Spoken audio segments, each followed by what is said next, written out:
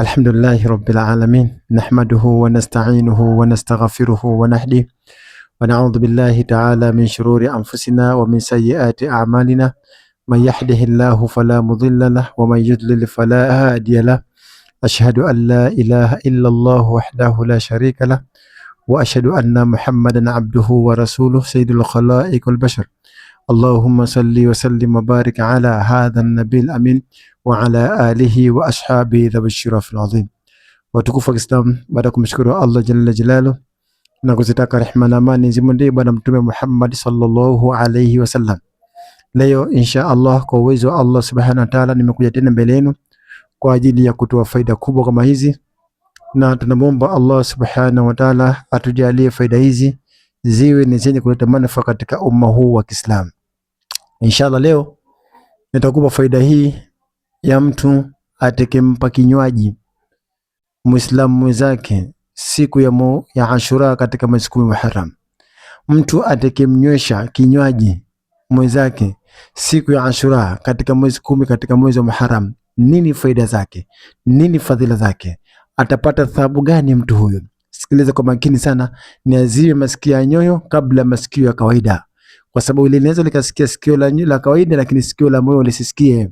Yule mshairi aliposema qulubul arifina tara ma la yura linnadhirina wa ajnihatun tatiru bila rish ila malakut rabbil alamin. Anasema qulubul arifina, nyoyo zinazomjua Mwenyezi Mungu subhanahu wa ta'ala, tara, huwa zinaona, ma la yura linnadhirina, ma la yura linnadhirina, zinaona mambo ambayo hayaonekani kwa macho ya kawaida.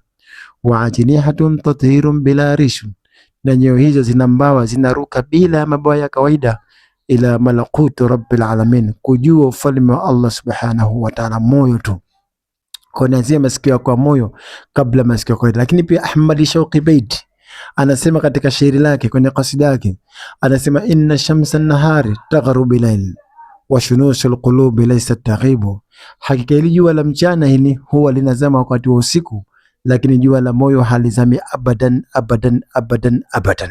Kwa moyo una masikio yake, kuna kama unazima masikio ya moyo kabla masikio ya kawaida, ili kupata faida kubwa kama hizi kwa uwezo wa Allah subhanahu wa ta'ala.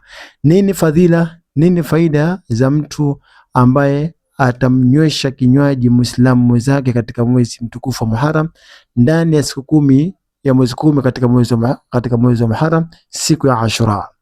Mtume Muhammad sallallahu alaihi wasallam anasema waman saqa ma'un waman saqa shurbatan min ma'i yawma Ashura fakaannama lam ya'si Allah tarfata aini.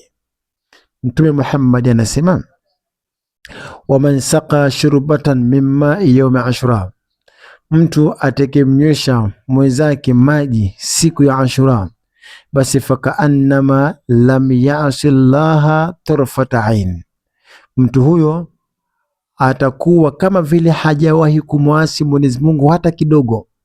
Maana utakuwa huna dhambi hata moja.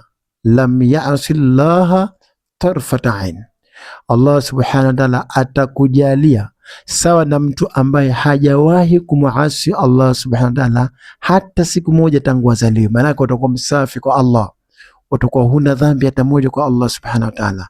Siku ya Ashura ukimnyosha maji Muislamu mwenzako, Allah atakujalia kheri, utakuwa sawa na mtu ambaye hajawahi kumwasi Mwenyezi Mungu hata siku moja tangu azaliwe. Sasa wewe unajionaje ukiomba dua hapo Allah atakukatalia kweli? Huna dhambi hata moja shekhe. Ukimnyosha maji tu glasi moja tu mpe Muislamu siku ya Ashura, bana shika maji sadaqa. Naomba dua sana watu waombe maji ya kunywa nyumbani kwako siku ya Ashura. Shekhe, utazivuna thawabu nyingi sana kama kumnyosha mtu tu fadhila yake. Je, tuko ukitoa ndoo nzima ya maji nje uko hapo watu wanywe? Fanya hivyo inshallah siku ya Ashura ili upate faida kubwa kama hizi kwa uwezo wa Allah subhanahu wa ta'ala. Mimi sina la ziada isipokuwa tukutane katika vipindi vinavyokuja mbele. Wassalamu alaikum wa rahmatullahi wa barakatuh.